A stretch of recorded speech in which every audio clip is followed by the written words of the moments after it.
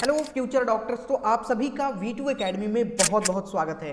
तो आप में से बहुत सारे ऐसे बच्चे हैं नीट यूजी वाले जिनके एप्लीकेशन फॉर्म को फिल करने में बहुत सारी गलती हो गई है। जैसे किसी बच्चों के नेम में गलती है, किसी के फादर्स नेम में, किसी के मदर्स नेम में, या किसी के एड्रेस में किसी का कैटेगरी चेंज करना है। मतलब बहुत सारे गलतियां बच्चों की हो चुकी है। आप मुझे कमेंट सेक्शन में जरूर बताइएगा कि आपकी क्या कुछ गलती हुई है। ठीक है, आज के इस वीडियो में हम ये समझेंगे कि आपके एप्लीकेशन फॉर्म में जो करेक्शन है वो कब से ओपन होंगे और आप क्या क्या करेक्ट कर पाएंगे। ठीक है, देखो मैं आपकी भावनाओं को समझ सकता हूं। जब एप्लीकेशन फॉर्म में गलती होती है ना, तो एक प्रेशर माइंड में बन जाता है कि इस बार मेरे फॉर्म में गलती हो गया है, पता नहीं क्या होगा, कहीं मैं काउंसलिंग ना कर पाऊं, कहीं मेरा एडमिशन ना हो पाए। इस तरह की बहुत सारी माइंड में चीजें चलती है।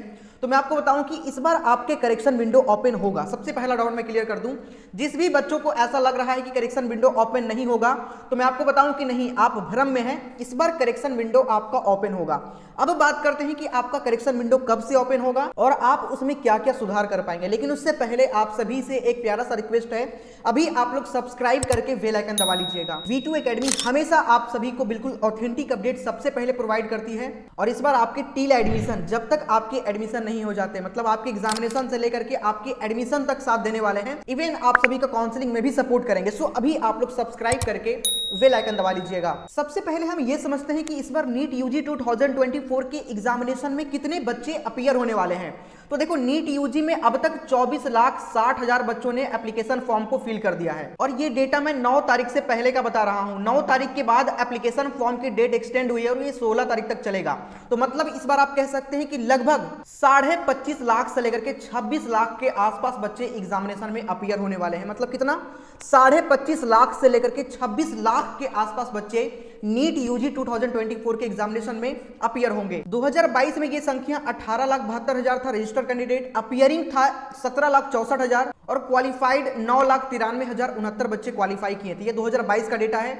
2023 में 20,87,000 बच्चों ने एप्लीकेशन फॉर्म को फिल किया था। शामिल हुए थे 20,38,000 बच्चे और क्वालिफाई किए थे 11,45,000 बच्चे। तो आप कह सकते हैं कि इस बार पिछले 2 साल का डेटा देखें तो सबसे ज्यादा बच्चे 2024 में अपीयर होने वाले हैं, लगभग 25.5 से लेकर के 26 लाख के आसपास बच्चे। लेकिन मैं आपको बताऊं, इसमें से बहुत सारे बच्चों ने अपने एप्लीकेशन फॉर्म में गलती किया है।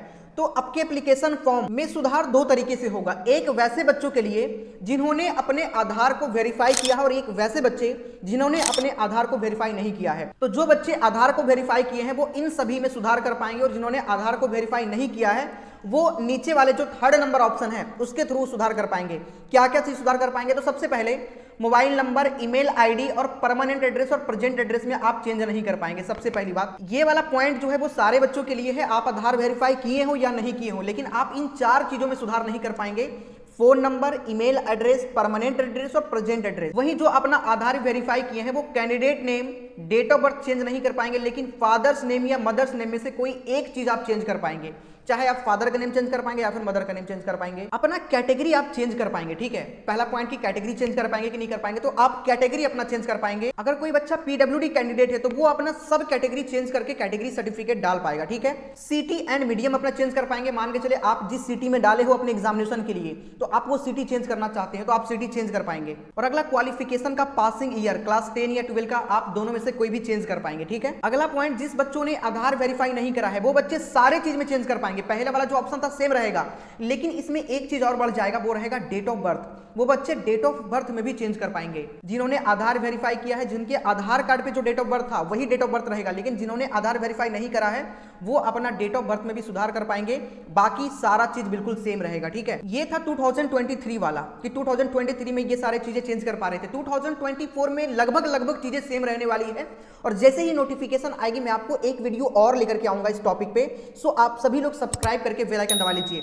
अब करेक्शन विंडो कब से ओपन होगी, सबसे पहला डाउट ये बच्चों का है। तो मैं आपको बताऊं कि जैसे ही एप्लीकेशन फॉर्म की डेट क्लोज होती है, एप्लीकेशन फॉर्म की लास्ट डेट 16 मार्च है। ठीक है, तो 17 मार्च से आप लोग करेक्शन कर पाएंगे। मतलब 17 मार्च तक नोटिस आ जाएगा और जैसे ही नोटिस आएगी मैं आप सभी को अपडेट प्रोवाइड करूंगा। सो आप सभी बच्चे सब्सक्राइब करके बेल आइकन दबा लीजिएगा।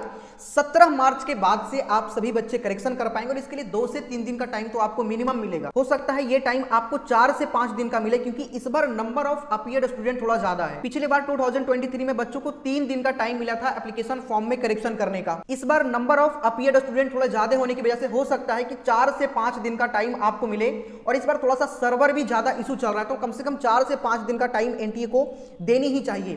तो जैसे ही ऑफिशियल नोटिफिकेशन आती है करेक्शन विंडो को लेकर, मैं आप सभी के लिए वीडियो लेकर के आऊंगा। सो अभी आप लोग सब्सक्राइब करके बेल आइकन दबा लीजिएगा। मिलते हैं नेक्स्ट वीडियो में। साथ ही इस बार आपके टील एडमिशन हम लोग सपोर्ट करने वाले हैं, सो अभी सब्सक्राइब करके बेल आइकन दबा लीजिएगा। जय हिंद, जय भारत।